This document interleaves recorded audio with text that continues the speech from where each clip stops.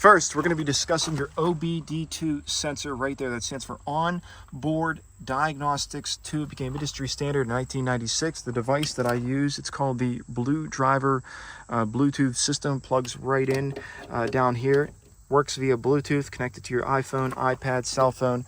It's absolutely fantastic. It'll give you guys a full reading of your system. So there's a ton of information that you can get with this device. Fuel trim, speed, RPMs, down to the exact number, mass airflow sensor readings, how much foot-pounds of air coming into the system, what percentage you have on your gas pedal, how wide open is the throttle.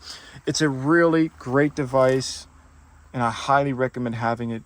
The main reason I recommend picking one of these up is for check engine lights. For me, I received probably about 100 check engine lights so far.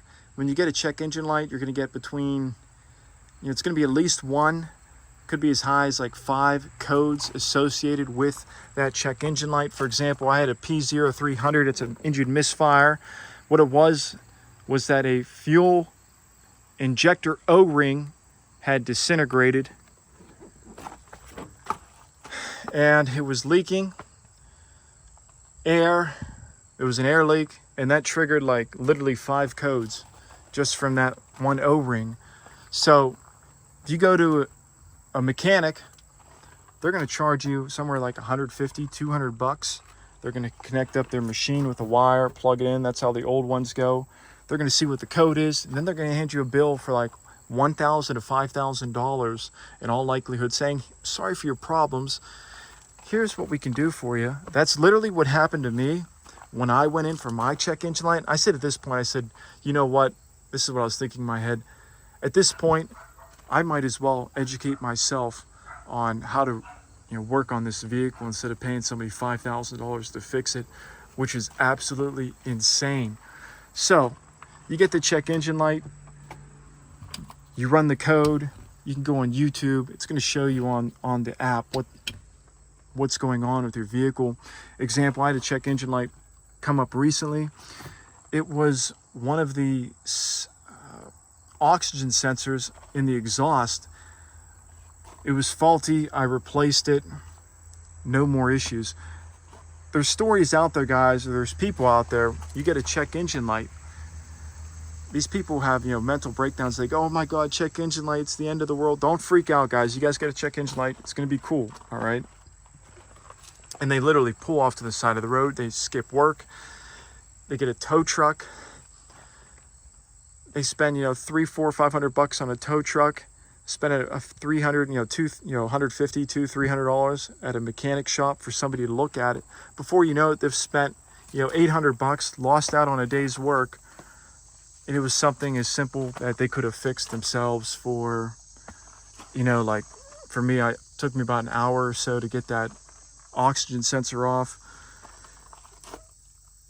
in a $20 part. So when it comes to your OBD2 sensor, guys, I can't stress this enough. Pick one of these up, okay? It's going to be worth it in the long run. So if something comes up, you can quickly say, okay, I know what's going on, and you'll be able to fix the issue yourself, guys. All right. And I want to also say something too, guys. I have links to these parts. I get a very small commission, okay? I want you to know that all the parts that I'm recommending are parts or products that I've been using for the last few years to rebuild and restore the power on my H2. So I'm not going to be telling you guys, oh, buy this. I know there's YouTubers out there that do that, all right? So anything that I'm recommending to you guys is something that I've been using myself. With that being said, I want to talk to you guys about the battery in your Hummer H2. In your H2, it has a very heavy-duty electrical system. This thing's massive, guys. All right, it runs from the front of the vehicle all the way to the back. If you guys have been sticking with me in my sound editing series, you know that there's electrical systems and in the center of the vehicle, running all the way up to the roof for the roof harness, the marker lights. So when it comes to battery, now if you guys have seen my videos, you may have noticed my battery. Most people, they see this battery and they say, oh, it's just a battery. I want to talk to you guys that not all batteries are created equal when it comes to your electrical system. When it comes to the Hummer H2, my research has shown me that the Odyssey Extreme right here, all right, this ODX, this is the most hardcore battery you can get for your vehicle. There's going to be conflicting information out there when you research batteries. From my personal experience researching batteries, there's going to be people out there who say, yeah, they bought a battery, a smaller battery, and they've never had any issues. Okay, that's fine. But something you really need to think about when it comes to batteries is the environment that they're working in. That's something nobody ever talks about. If you're someone that lives in an environment with cold temperatures, extreme cold temperatures, like for me, I was in Vermont, it was negative, literally 15, probably hit like negative 30 at nighttime. In the morning, I was able to crank over the H2, get to my destination, get on the mountain. If you have a smaller battery, in all likelihood, guys, that battery is could possibly be drained overnight in the cold temperature. These batteries, they're a few $100s more. I think these are like $400. It's a very small insurance policy to have the best of the best batteries in your vehicle. So if you're someone out there, you're purchasing an H2, you live in a cold climate, I highly recommend you put this battery in your vehicle. And something also interesting is when I put this battery in my vehicle and upgraded, it was absolutely incredible. When the vehicle turned over, the engine sounded better. I honestly felt like the vehicle was running better, as crazy as this sounds. Once I put this battery, I know the battery really shouldn't have any effect, on how the vehicle's running. But I'll tell you guys, I got this battery and it was night and day difference. I could feel the power turning on the vehicle. The engine started up much better. It sounded a lot better at idle just by having this battery, guys. So not all batteries are created equal. Again, there's going to be people out there who's going to say, oh, you don't need to spend an extra $200, get a cheaper battery.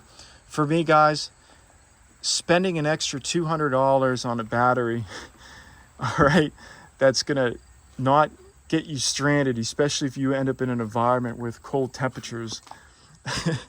All right, it's a smart thing to do. It's something else, I don't want to make it sound like I'm rambling about this battery, but something to think about, guys, is somebody out there, you may have a non-Odyssey battery and you're saying to yourself, well, I live out in the desert, I don't plan on ever being in a cold temperature environment. You really don't know where you're going to end up. You might take a trip to XYZ, and then before you know it, oh, hey, there was a crazy snowstorm that came in.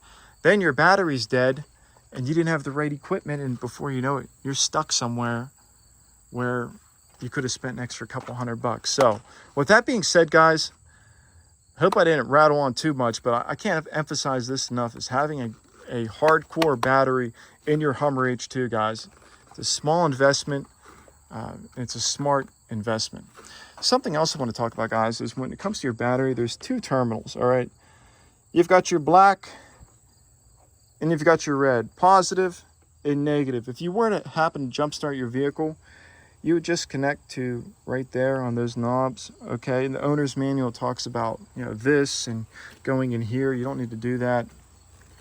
Just use the machine, okay? And I'm going to talk about that. Connect right there and right there.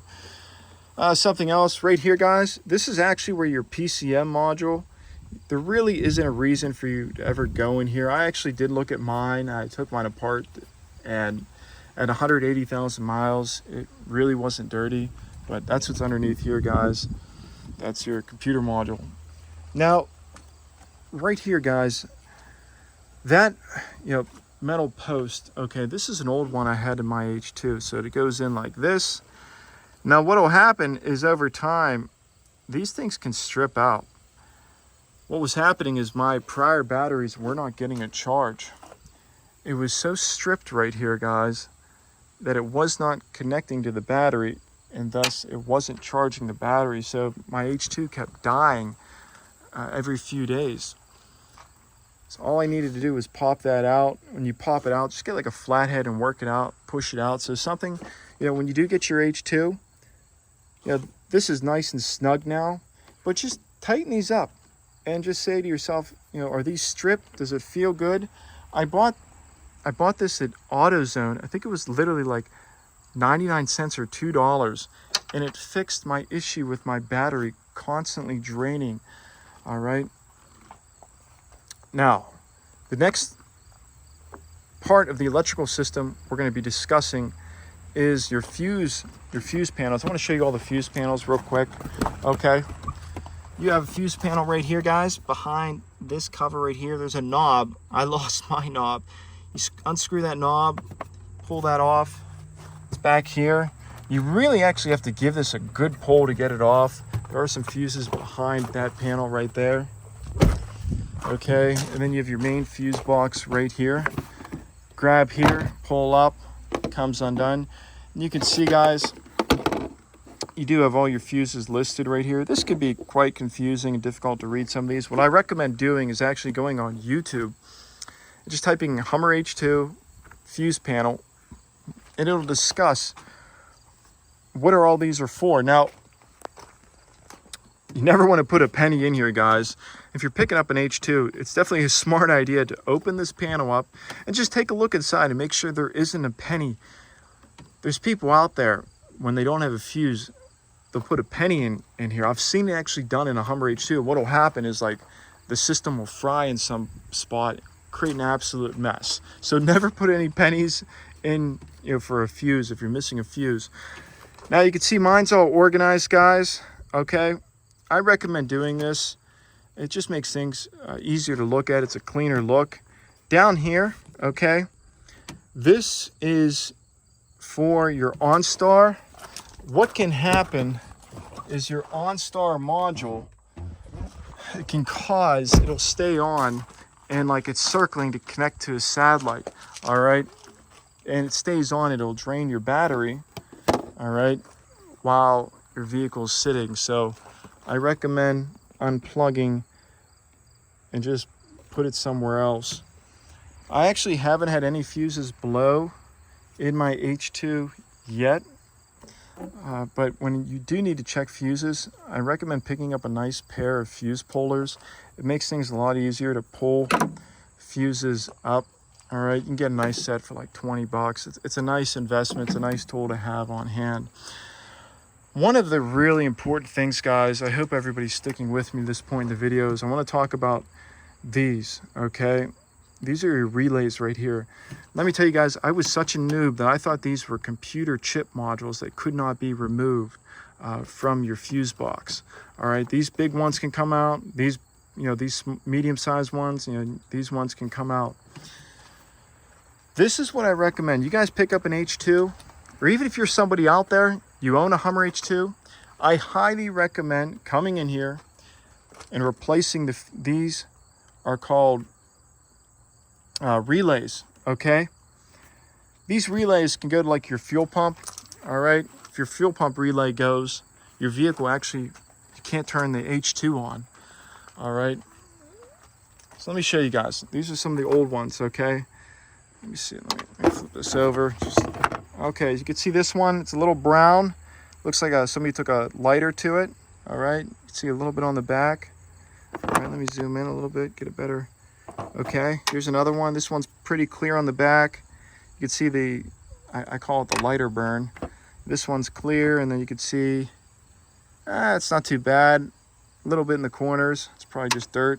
Here's a good one. Look at that lighter burn, guys. Look at that. A little bit on this side, but you can see how heavy it is on that side. That's not good. Take a look at this bad boy. Wow. That's bad. That's not good, okay? You know, one of these, no, that's from being turned on, off, you know, tens of thousands of times, and it creates that burn mark. A relatively, you know, again, inexpensive maintenance tip, change your relays, guys, okay? Now, I haven't changed some of these. I actually didn't buy enough, and it's something I need to get around to. So you've got 1, 2, 3, 4, 5, 6, 7. Okay, 7 of these relays right here, these medium-sized ones. You know, inspect the larger ones, take a look around. Okay, do they look like they're getting chewed up? Okay, Like this one's for your horn. So you hit your horn. Okay, this is how you can test the horn. I hit the horn. All right, the horn works, so that means the relay works. Okay, if you would take that relay out, then your horn would not work. These relays, again, pull them out with your puller right here and replace them, guys. There's no reason. I would hate for one of you guys to get stuck somewhere over one of these $1.50 relays. So that's it, guys. Again, this is extremely important, these relays. I can't emphasize this enough. Even this one for the horn, you may be thinking, oh, it's just a horn. Well, you get some idiot coming down the road and then your horn doesn't work. Again, I need to change these myself. When you need your horn the most, you don't get to press it because the relay's dead. So with that being said, guys, let's just do a quick recap of this video. OBD2 sensor, okay? Very important. Pick up the blue driver, guys. It's worth it. All right. When it comes to your Hummer H2's battery, it's a relatively small investment, guys. I would highly recommend, especially if you're in a cold environment, picking up the Odyssey Extreme battery. This is like the John Basilona batteries. It's very, very hardcore. I just showed you guys these what am I trying to say? These relays I took off my vehicle with probably around 190,000 miles. I'm assuming they're original. With that being said, guys, replace your relays. This is relatively inexpensive maintenance, guys. Let's say it's the OBD2 sensor. All of this, you get everything, $500. What I'm trying to do is I'm trying to put you guys in a position where whatever environment you guys find yourself in your H2, you're going to have the necessary tools and maintenance done that you're not going to run into major issues, okay? Now, quickly, we can actually say, guys, when it comes to the electrical side of the H2, we have completed a significant portion of electrical maintenance, okay, guys? When we're looking at the vehicle, look at this. All this is completed. So when we're starting to learn about our H2, we know about the battery, we know about our fuses, we've upgraded our relays, we've got our OBD2 sensor so that if we run into a check engine light, we're going to know what we need to do to address the issue. See you in part 3.